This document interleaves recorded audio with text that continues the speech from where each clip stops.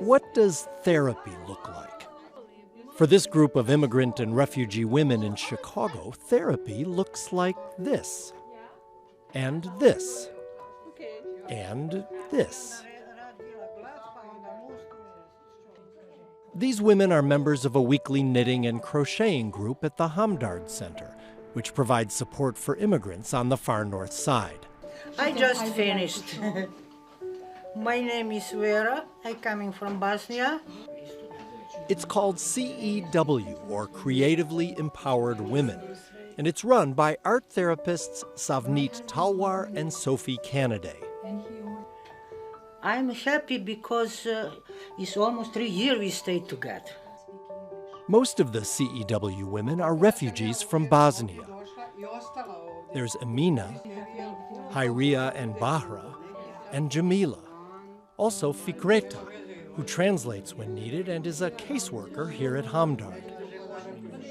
There's also Hannah from Korea, and often women from Pakistan. The Bosnian Muslim women in this group all survived the war in the mid-90s that killed at least 100,000 and displaced millions. International courts have said that Bosnian Muslims were victims of ethnic cleansing and genocide during the 3-year war. Every lady have different story, very hard story. I was in Sarajevo, 4 years with my family was very, very bad. I need to cook, no electricity, no water, no food, nothing. Beautiful. But they don't come to talk about the past. They're here to knit and crochet, a skill most Bosnian girls learn early. All the Bosnian ladies and the ladies from Europe, they are doing some kind of handcrafting. And that's some kind of therapy for me right now, because making this calms me down. It helps me a lot. It helps me not to think about the past and about what we went through. But art therapists say it's more than just a helpful distraction. There are articles about the neuroscientific benefits of using both hands in repetitive motion, the way that you are when you're knitting or crocheting, and how that affects the brain much the way that meditation does. Somebody who's got anxiety, depression, this is something that really helps with affect regulation.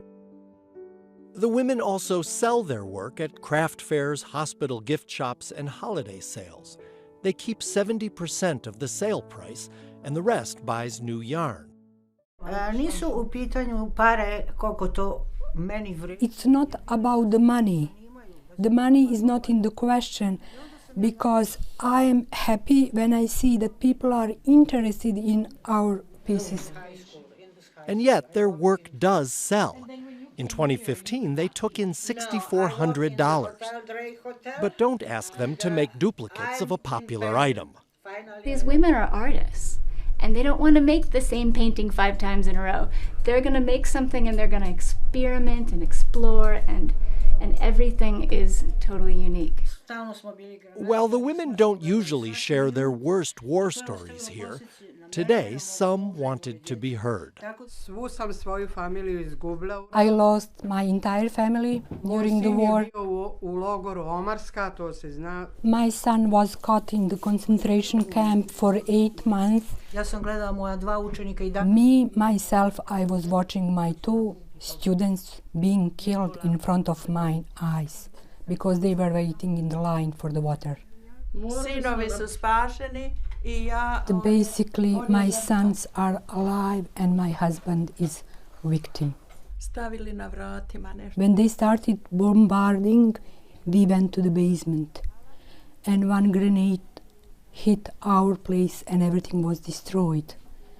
My husband was wounded at that time, and I escaped to the Montenegro. My husband, he died because of the heart attack. I cannot talk anymore.